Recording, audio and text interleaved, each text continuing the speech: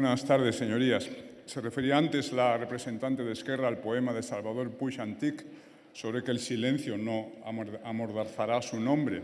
Bien, el silencio sí ha amordazado el recuerdo de la señora de Esquerra, que ha olvidado que él fue ejecutado no por el hecho de ser anarquista, sino porque había matado a un policía.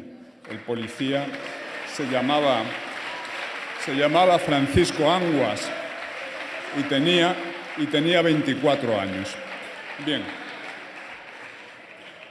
me imagino que le reconocen, porque habló muchas veces desde esta tribuna, es por supuesto José Calvo Sotelo, fue asesinado por policías socialistas que esa misma noche intentaron matar también a José María Gil Robles, pero no le encontraron en su domicilio. Es decir, ese régimen que su ley presenta como una luminosa democracia destruida por el fascismo, en ese régimen, agentes de orden público asesinaban a líderes de la oposición. Por cierto, Calvo Sotelo no cuenta como víctima a efectos de esta ley, porque su periodo de aplicación arranca el 18 de julio y él fue muerto el 13 de julio. Con esta hábil acotación de los tiempos, consiguen ignorar a las 3.000 víctimas de violencia política del periodo 1931-1936. Una violencia protagonizada mayoritariamente por la izquierda y en la que destacan los 1.400 muertos de la mal llamada Revolución de Asturias, en realidad intento fallido de golpe de Estado socialista contra la previa victoria electoral de la derecha. Aquella revolución fue liderada por Francisco Largo Caballero, Indalecio Prieto, entre otros, lo cual no ha impedido que ambos tengan estatuas en los nuevos ministerios.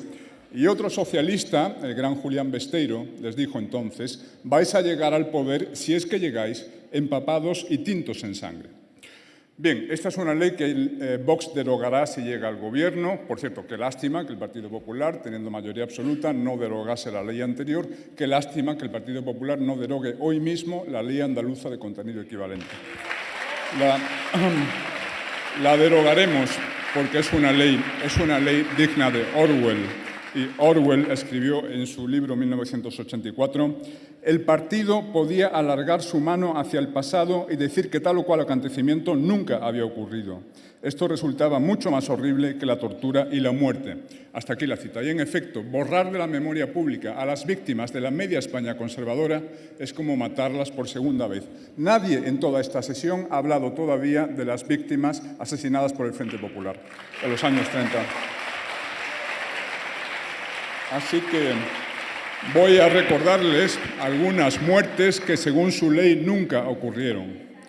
Él es menos conocido, es Florentino Asensio. Silencio, por favor. Era obispo de Barbastro en 1936 y el 22 de julio los que, según ustedes, defendían la democracia, le cortaron los testículos y le dejaron desangrarse durante toda una noche. Murió perdonando a sus asesinos y le traemos aquí como representante de los 6.800 curas y monjas y decenas de miles de seglares asesinados por los que, según ustedes, defendían la democracia y los derechos humanos.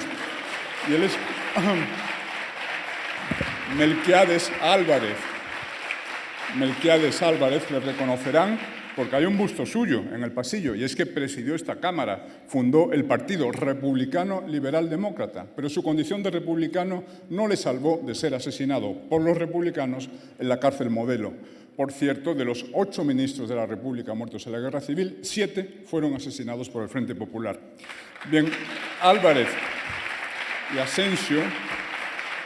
Asensio sí entran sus muertes dentro del lapso temporal abarcado por la norma, pero su exclusión de la condición de víctimas viene determinada por el enfoque maniqueo de la exposición de motivos a cuya luz hay que interpretar la ley. Una exposición de motivos que nos explica que el bando republicano representaba la democracia, los derechos humanos y cómo podría el bando de los buenos cometer ningún crimen.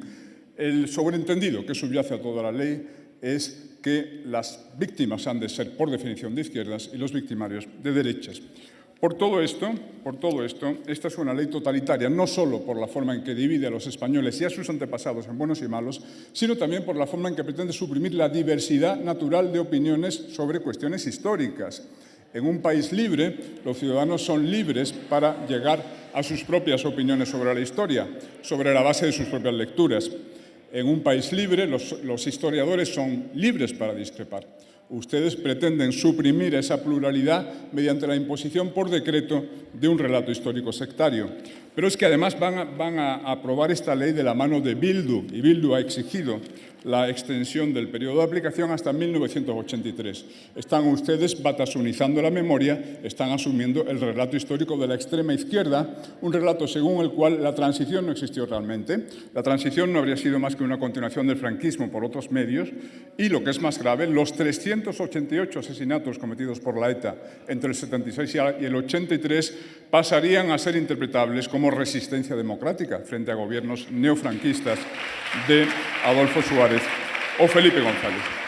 El artículo 4 de la ley dice que la ley se basa en el derecho a reparación moral de los vencidos de 1939. Nosotros consideramos que el bando de los vencidos ya fue restablecido en sus derechos por numerosas leyes de los años 70 y 80. Se devolvieron graduaciones militares, derecho a pensiones, se devolvieron edificios a los sindicatos y partidos de izquierda. Tuvo lugar una verdadera reconciliación, preparada por gestos de concordia de décadas atrás. Por ejemplo, la declaración del Partido Comunista de España en 1956 a favor de la reconciliación entre los españoles, o el enfoque que dio el régimen de Franco a la celebración de los 25 años de paz en 1964. Fue un enfoque no sectario, un enfoque que no enfatizaba la victoria o la guerra, sino los 25 años de paz y prosperidad posteriores.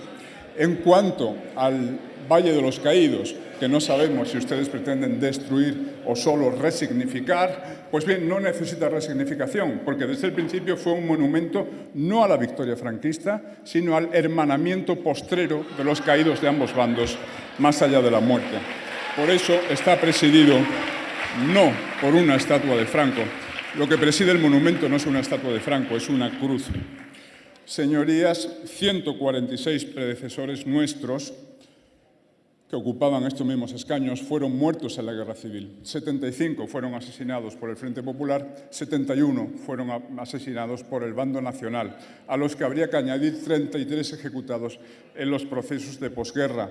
En nombre de ellos les pedimos que no aprueben esta ley, no resuciten un caínismo que nos costó tan caro. Recuperemos el espíritu de la transición. Silencio, por favor. Señor Contreras, tendría que terminar. De perdón recíproco y no de revancha. Vox, por su parte, apoyará cualesquiera iniciativas de homenaje, de reconocimiento a los caídos de ambos mandos que murieron persiguiendo lo que ellas consideraban una España mejor, así como a las víctimas de persecución política y religiosa sin distinción de ideologías y de bandos, cosa que no hace esta ley. Gracias por su atención.